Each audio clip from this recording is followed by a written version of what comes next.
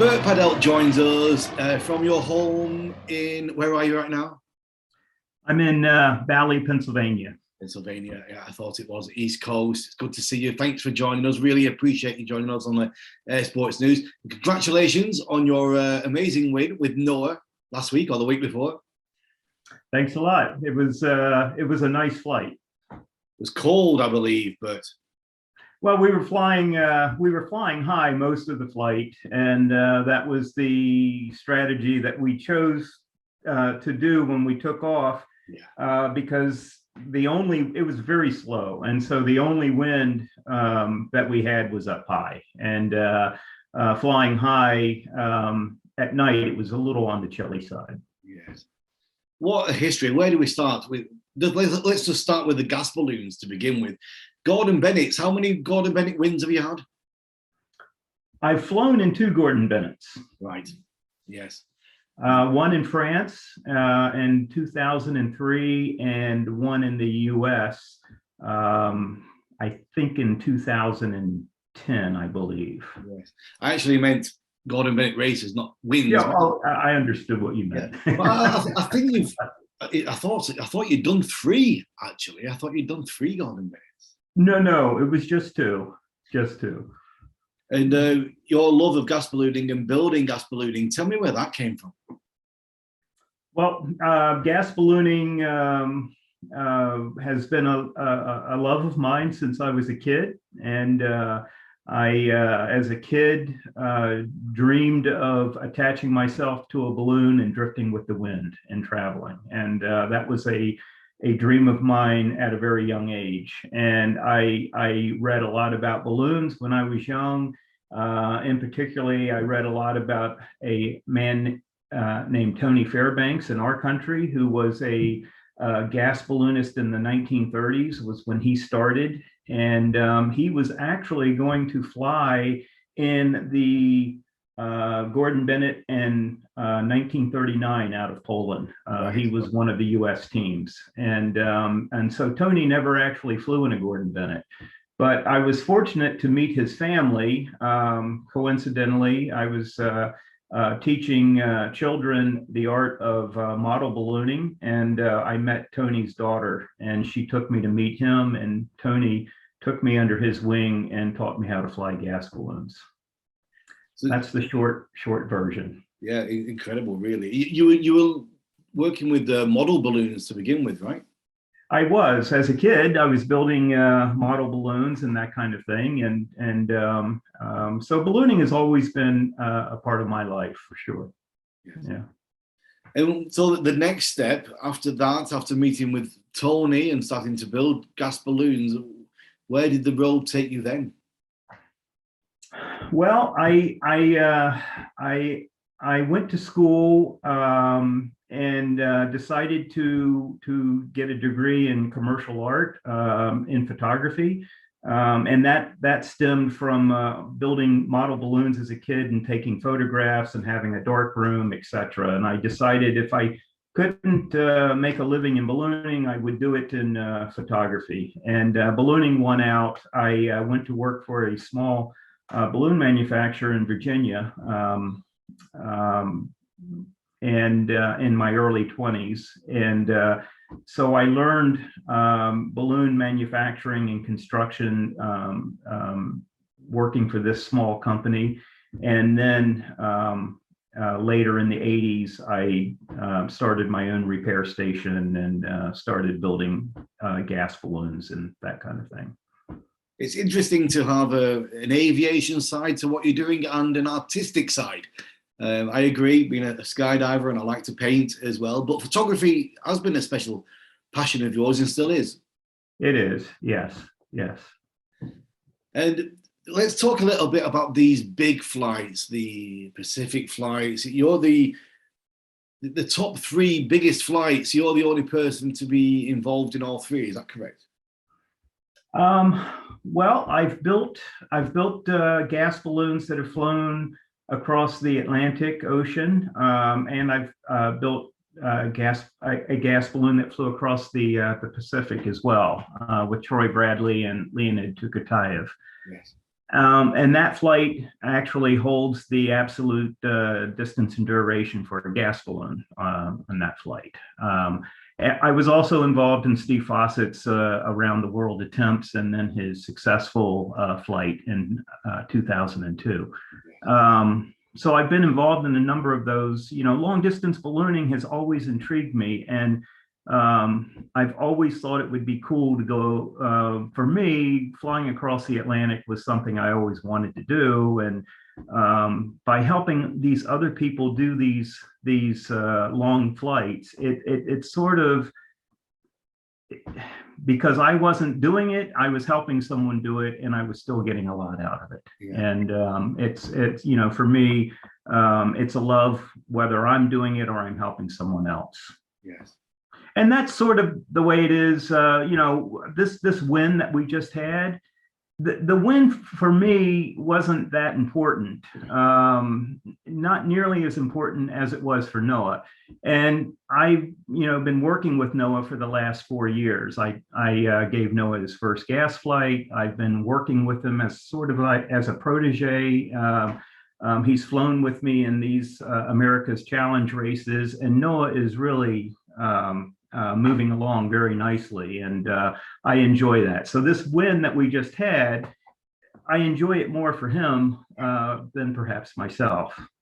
Yes, totally understandable. Totally understandable. I was asking Noah last week, do you think we will see you next year in Switzerland for the Gordon Bennett? Well, I know Noah wants to very much, and I do think, again, I think flying in this Gordon Bennett, for Noah, it will be more special than for me, but I do think it would be fun to do. And I think there's things I can help Noah with. Now, we're certainly nowhere near the level as Kurt Frieden. And I admire what Kurt does and his abilities. But to be able to fly in a race against Kurt, and to be able to say that you competed in that level, I think that would be a wonderful thing. And that's how I'm trying to present it to Noah. Don't necessarily go over there, even though you want to win it, but go over there and enjoy the moment and enjoy flying with these competitors that you read about and that have done so well. Tell me, Bert, what is it with gas ballooning? What are the key skills, the key moments which make the ability of getting that long distance flight? I mean, the obvious things we can pull out of the area is knowing the meteorology and knowing the equipment. But from your side, what are the things where you need to be really on top of your game? So I think the key now to winning Gordon Bennett's, it's very similar. It's done very similar in the way that Steve Fawcett flew around the world. Steve surrounded himself around a group of people that had a lot of knowledge, and all of those people had something to contribute to his flight.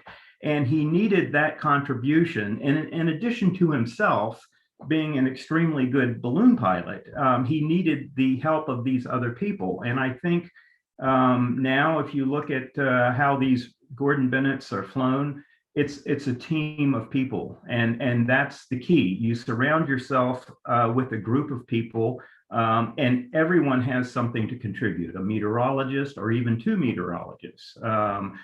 You've got someone that can handle the overflight permissions if you get into a jam there and you need help. And just the encouragement from a team in general,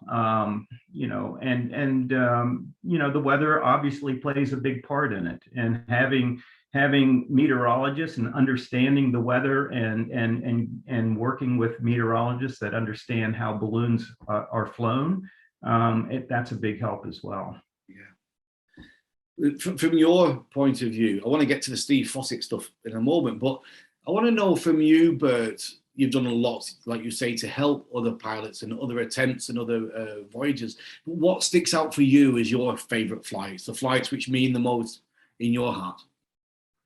I think for me, the flight that I'm most proud of is the flight that David Hempelman Adams had when he flew from Newfoundland to Nolay, France.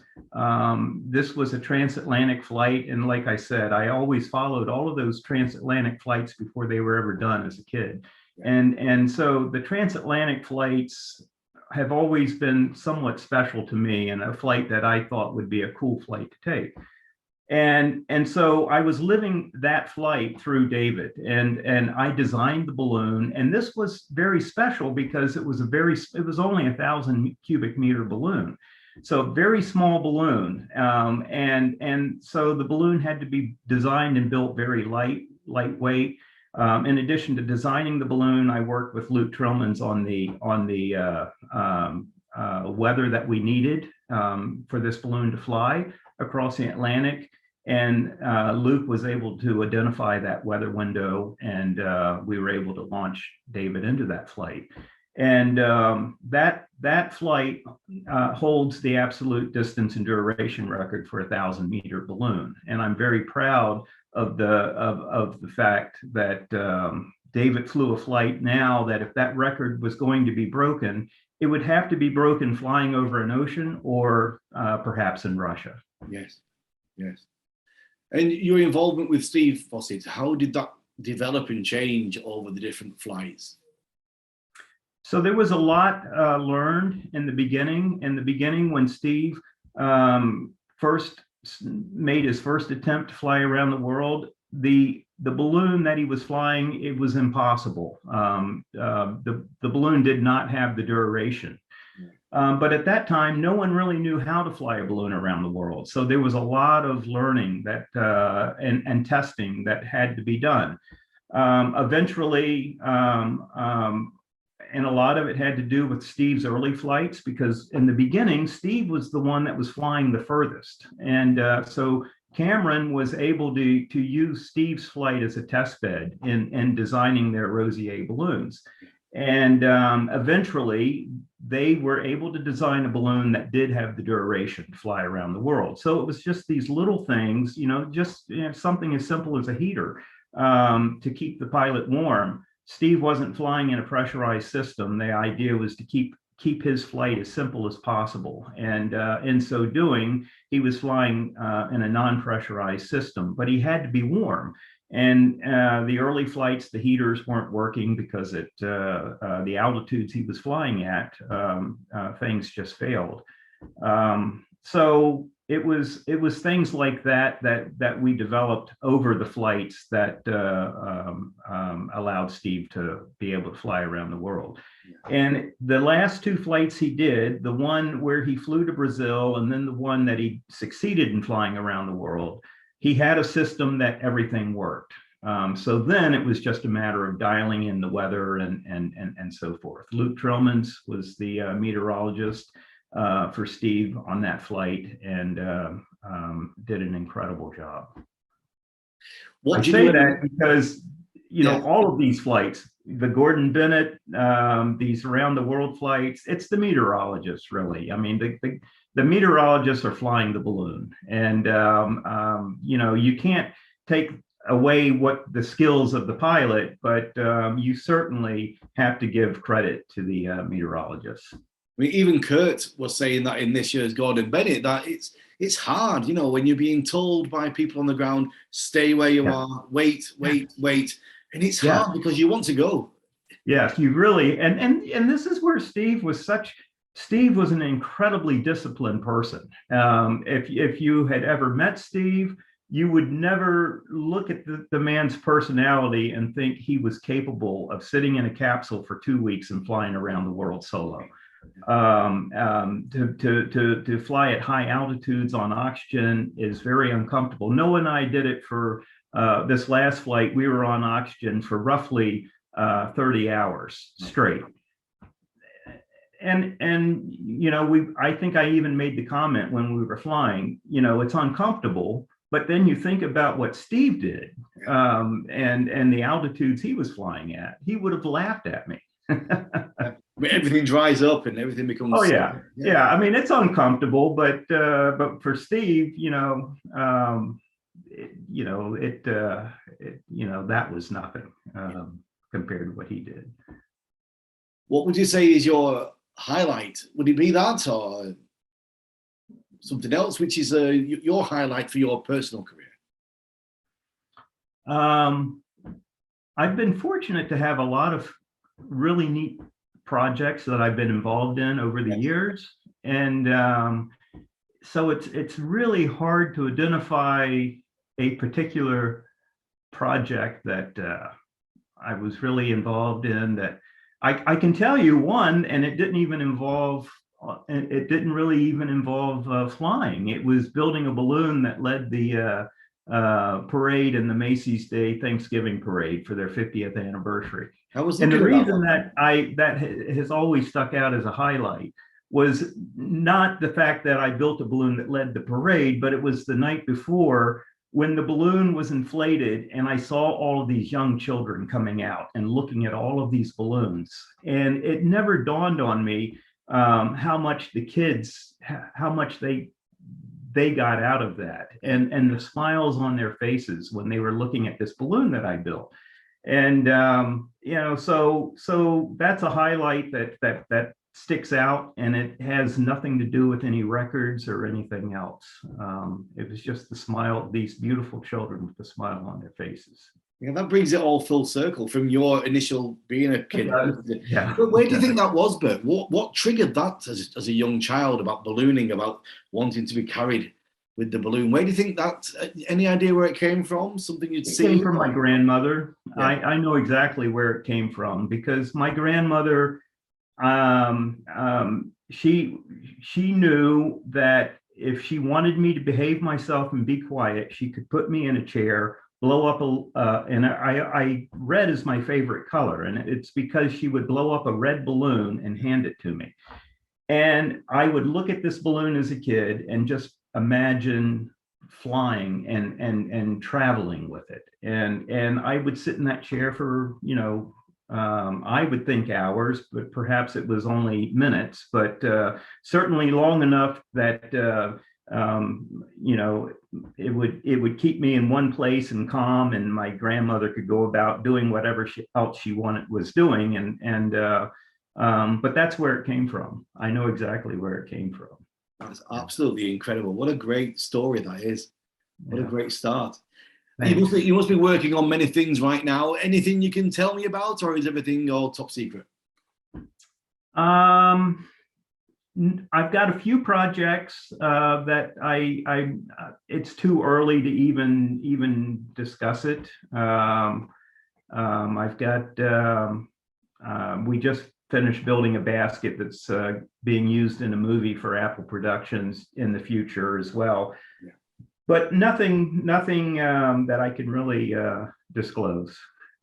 I'm going to be working with Noah. Hopefully, we haven't decided what we're doing yet as far as the Gordon Bennett, but I'm sure if Noah, I know he's very keen on doing something, and there's things that I would like to do and help him with that project as well.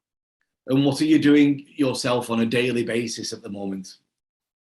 Daily basis, I fly whenever I can, hot air. I've been flying for the last couple of years a little cloud hopper balloon that I built, and I enjoy that because I can go out and do it myself. And then when I land, I can call my wife Joni to come pick me up. So if we have good weather, I do enjoy going out and taking the occasional hot air flight. And other than that, right now, it's fall here in Pennsylvania, and there's things I'm doing around the house just to get ready for the winter. Good. Well, Bert, I'll let you get on with your day. I appreciate your time for joining me this morning. It's been an absolute pleasure and a treat to hear some of your stories. Thank you very much. Okay, and I enjoy, Regan, what you're doing. What you're doing, especially with the Gordon Bennett and promoting the way you're promoting gas ballooning. I know a lot of people have been enjoying watching the Gordon Bennett and watching you present and so forth. And I think you're doing an incredible job. Thank you, Bert. I must say, they just threw a mic into my hand. We've got Mark Andre behind the scenes and everybody else that's involved. It's a Absolutely. As you know, it's a big team effort to bring these things onto the air, but we really enjoy it. We like doing the live shows and getting the meet directors in and getting Benoit out of his office and getting the information across. And every year it just gets better and better with the technology and getting live calls with people in the air and all the GoPro footage. Really is fascinating, and it's exciting as well, isn't it? It's one of the most exciting sports that I've seen. It really is, and the fact that it's dates all the way back to 1906, and there's just a certain amount of prestige that goes along with this race that's really cool. Yeah. Well, I hope we can see you one more time in Switzerland next year with Noah, Bert. I hope so. Looking forward to it. You take care. Thanks for joining me today. You have a good day. Okay. We'll see you.